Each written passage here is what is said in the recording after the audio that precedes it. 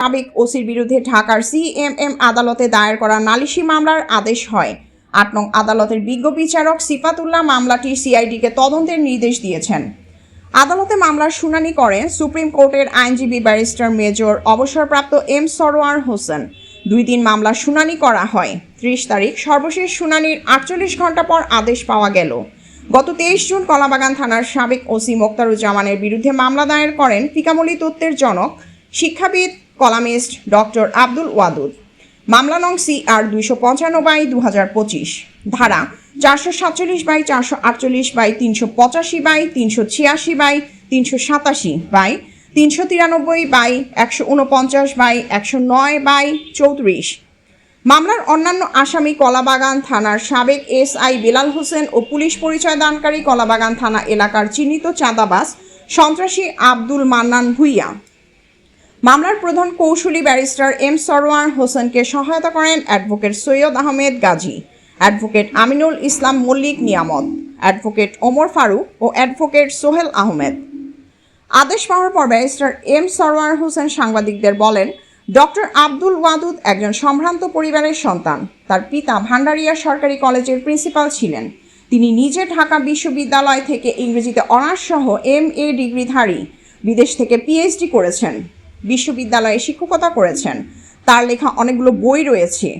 নিয়মিত পত্রিকায় কলাম লেখেন। একজন প্রকৃতি প্রেমী ও ওয়াইল্ড লাইফ বিশেষজ্ঞ। তিনি রয়্যাল বেঙ্গল টাইগার ও পাখি নিয়ে গবেষণা করেন। ডক্টর আব্দুল ওয়াদুদ বাংলাদেশের একমাত্র ব্যক্তি যাকে সরকার বাঘের বাচ্চা লালন পালনের অনুমতি দিয়েছে। বাংলাদেশের আবহাওয়া ও তাপমাত্রায় বিদেশি পাখির সফল ব্রিডিং কার্যক্রম নিয়ে তিনি গবেষণা করছেন দীর্ঘ 30 বছর ধরে। তার গবেষণা লব্ধ ফলাফল কাজে লাগিয়ে এদেশের অনেক বেকার যুবক কর্মসংস্থানের ব্যবস্থা করছে। তিনি একজন দানবীর, সমাজ হিতৈষী, পরোপকারী ব্যক্তি।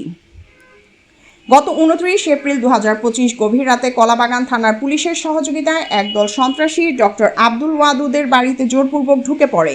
পুলিশ ও সন্ত্রাসীরা তার কাছে 1 কোটি টাকা চাঁদা দাবি করে ও 2 লক্ষ টাকা নিয়ে যায়। বাদবাকি টাকা দিতে না পারলে 10টি মামলায় ফাঁসিয়ে দেওয়ার হুমকি প্রদান করে। সন্ত্রাসীরা পুলিশের সহযোগিতায় বাড়ির বিভিন্ন আসবাবপত্র ভাঙচুর ও লুটপাট করে নিয়ে যায়। বিশেষ করে গবেষণার জন্য সংগ্রহ করা 20 জোড়া দুর্লভ পাখি নিয়ে যায়, যার আনুমানিক মূল্য 2.5 কোটি টাকা।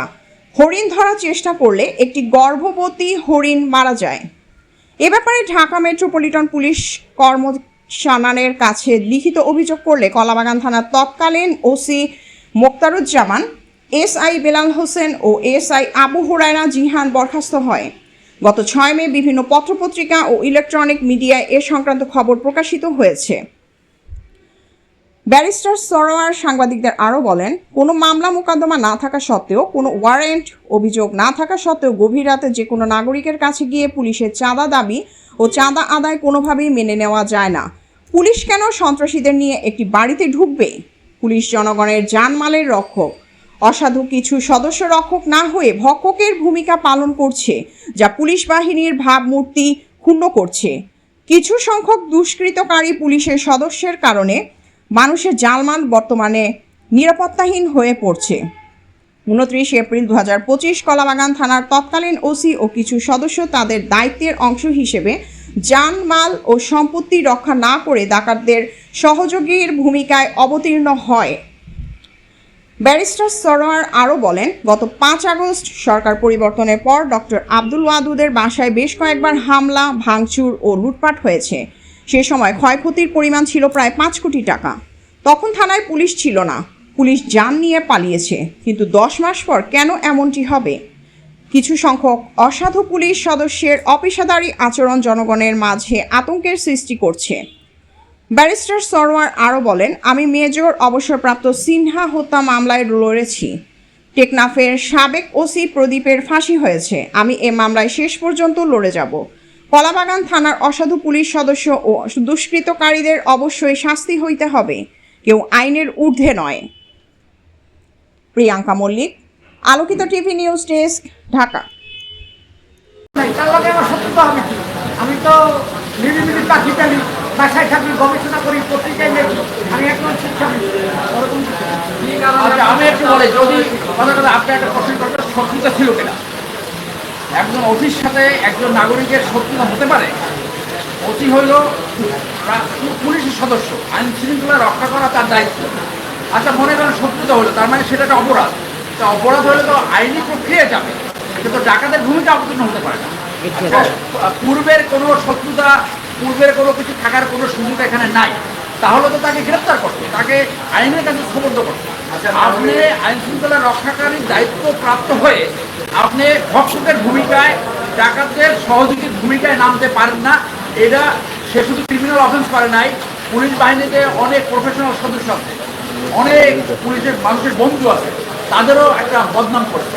এই ধরনের পুলিশের শুধু ডিপার্টমেন্টাল প্রসিডিং স্ট্যান্ডার্ড না, তার বিরুদ্ধে দেশের প্রচলিত আইন অনুযায়ী বিচার করাই আমাদের কর্তব্য। আর আপনাদের কথা হলো লোকের পছন্দ হয়ে তার বাড়িতে আক্রমণ করতে, ডাকাতি করতে। একদম, এইটা একটা ডাকাতির ঘটনা। পার্সোনালি আপনার কাছে কি মনে হয় যে কেন তারা এই ধরনের একটা ঘটনা আরো তো বাড়ি আপনার মতো এই লাইনে নাগরিক লাইনে গবেষক আছে, কলামিস্ট আছে, লেখক আছে, আপনাকে তারা কেন টার্গেট করে? না, তারা শুধু আমাকেই টার্গেট করে না, যারা সচ্ছল তাদেরকে টার্গেট করে, এবং ওসি বিভিন্ন সচ্ছল পরিবারে হামলা করে, এরকম অনেকের কাছ থেকে টাকা আমার কাছ থেকে নিতে গিয়েছে ধরা পড়ে।